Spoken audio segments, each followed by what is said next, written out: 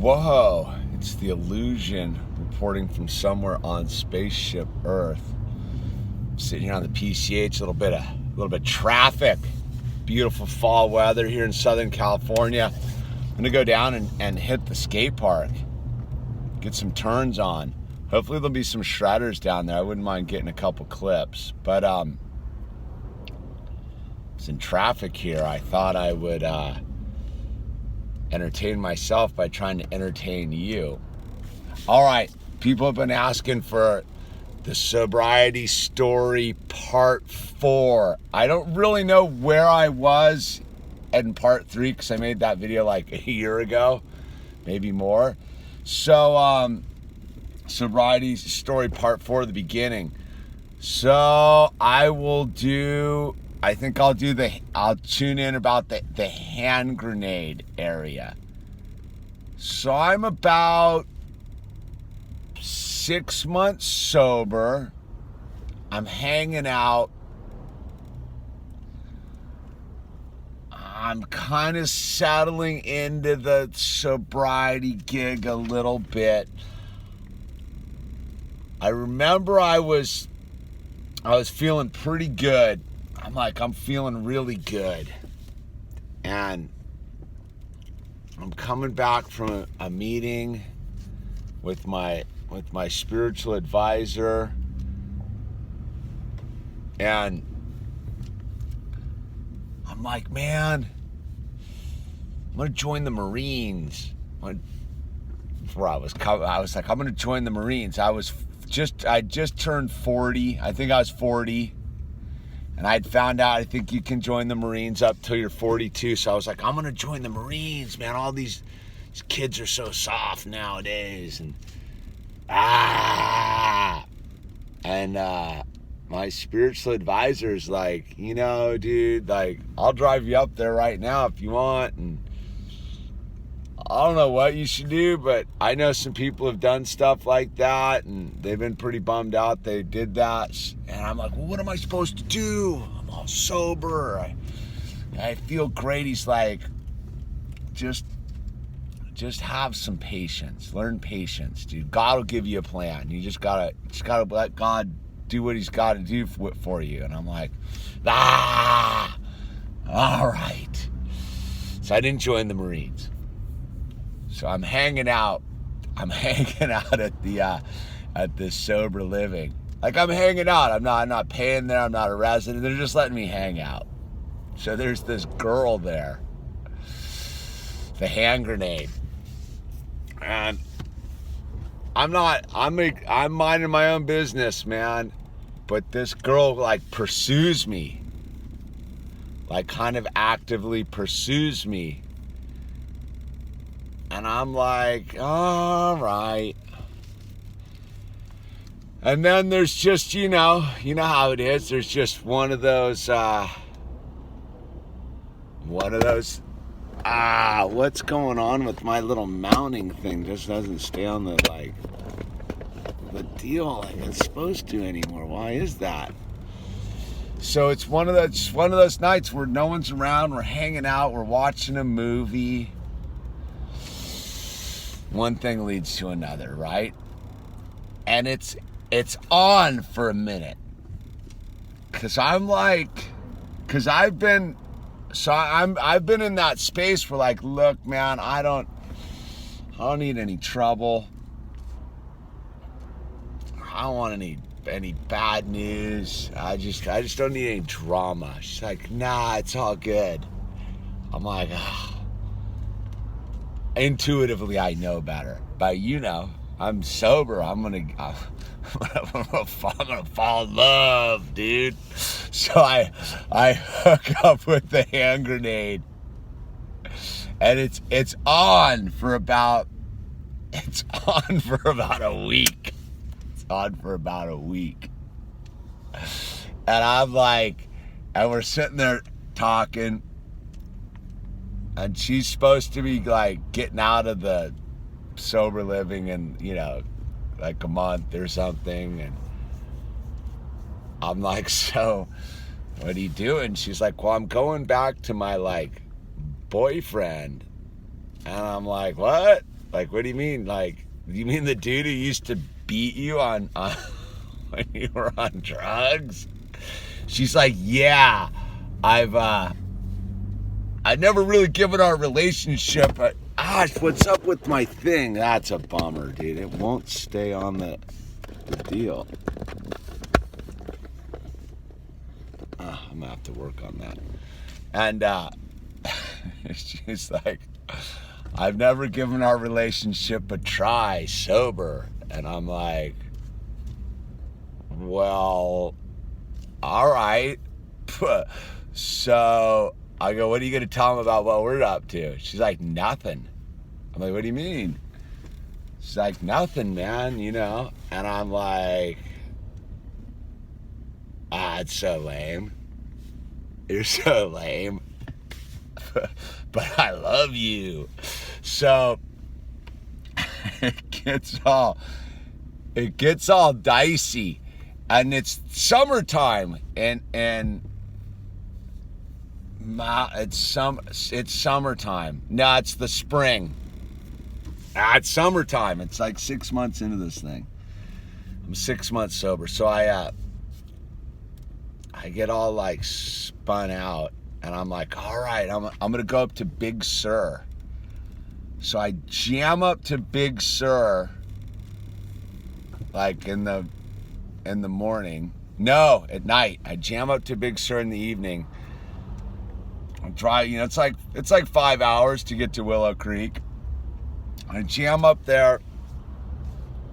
I wake up. It's the fog is so thick, I can't see this camera sitting in front of me. I mean, the fog's inside the car. It's so thick. I'm like, all right. You can't see the ocean. It's pointless. You can't see Big Sur. It's like I'm not even there. So I drove all night. I wake up, I'm in Big Sur, but I'm just in a fog bank. So I'm like, all right, man. I turn around. I zip back to Los Angeles. So I do a U-turn at Big Sur. I drive back to LA, and I'm like, we should get married. We should get married. But I love you. And there's like a whole drama and crying, and I can't, and I gotta go try this thing, and I'm like, oh, all right. So I'm bummed because I'm in love. And so now it's the summer. Now it's the fog moves into Southern California, and it's the summer where the fog is like that wet, dewy fog. So it's like foggy all summer. The sober living had closed, and I'm living in this weird people's guest room. These sober people, but they're kind of weird. They got this really nice apartment. I got a guest room. I'm minding my own business. I'm smoking my American Spirit yellows. I'm trying to stay sober. I'm brokenhearted. It's foggy. I'm miserable. I would sit out on the stoop and smoke cigarettes in the fog and just go, God, why me? Why?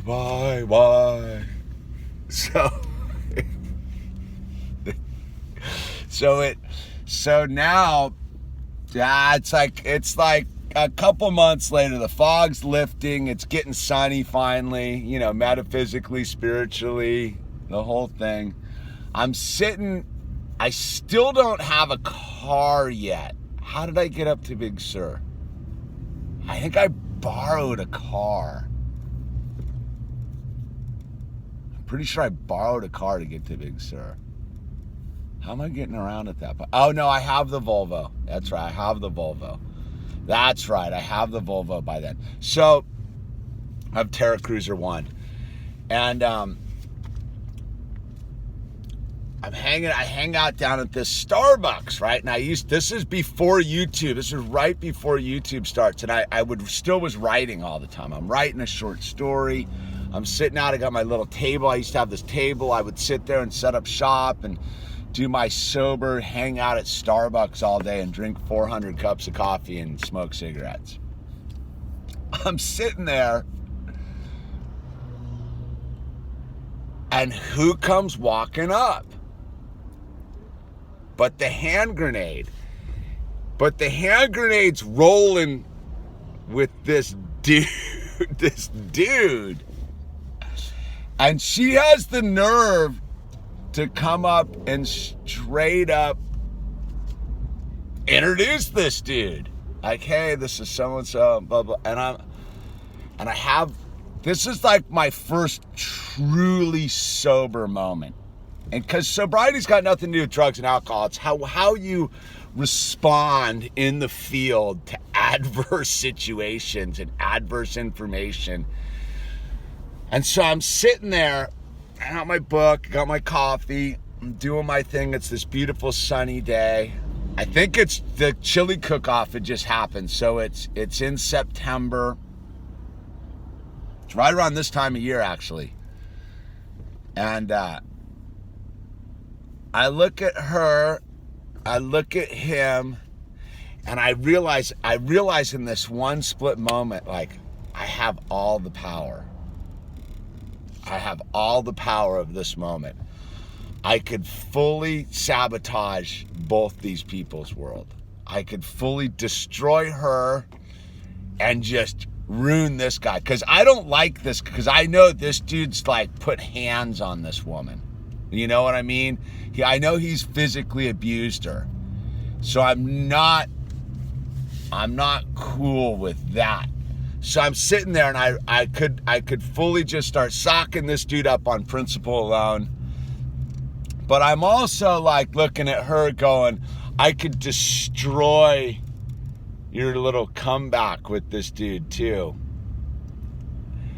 And I see my tumblers are all working. I have this moment where I see it all very clearly. And I decide to say, hey, my name's Hamish, blah, blah, blah. Nice to meet you. And carry on. And so when I was getting it, so then I think that was pretty much the last time I saw that gal. I think I went over and went to a dinner party once, something. But anyway, so the moral of the story is, right, a couple of things. So my spiritual advisor at the time was like, look, he's like, take a look at yourself, man. And I go, what? He's like, I'm sober. I don't got a job. I got a crusty old car. I'm out of my mind. He's like, look, you're a disaster. You're getting sober. I got it. It's all good. But he's like, let me fill you in on something. Any girl that wants to get into a relationship with you is a loser. And I'm like, what? He's like, yeah. Any girl that wants to get involved with you at this state of the game is a loser. And I'm like, oh. And he's like, by the way, you have a broken picker. And I'm like, what do you mean? He's like, look, dude, like, are you in love with this girl? I'm like, yeah, maybe I was. I don't know. He's like, dude, so let me get this straight. You rolled into like this phase of life where you can go get yourself a brand new car, and you went and got yourself a fully used, beat up, run down car with like a flat tire and blown transmission and in 800 feet, slight left to stay on California 1 South. No timing belts, the whole thing. He's like, look, dude, you got a broken picker. And so I hear what he's saying, that any girl that wants to hang out with me is probably not. Slight left to stay on California 1 South. Not quality goods. Slight left. Google's mind-blowingly bad. And continue on California 1 South for 5 miles. Okay. So that threw me off. So oh yeah, any girl that wants to go out with me is a loser. And that of course I would pick a girl that is the worst thing. And so I have this realization, right? So he's like, yeah, you're gonna pick the most buzzed, you're gonna pick skill saws that are just gonna cut right through you. And so why I called this girl the hand grenade is like I seriously like picked up a hand grenade. Like was like, oh, you know, of all the things I didn't pick an apple, I didn't pick an orange, I didn't pick a banana. I was like, oh, I'm gonna go with the hand grenade. I can tame a hand grenade. And then I pulled the pin on the hand grenade and it detonated, because that's what hand grenades do. You know, it's the story of the scorpion and the turtle, right? And the frog, scorpion and the frog. And so it detonates, it blows off all my arms and limbs and singes my eyebrows. I have to do a full regroup. What it does, though, is a blessing in disguise.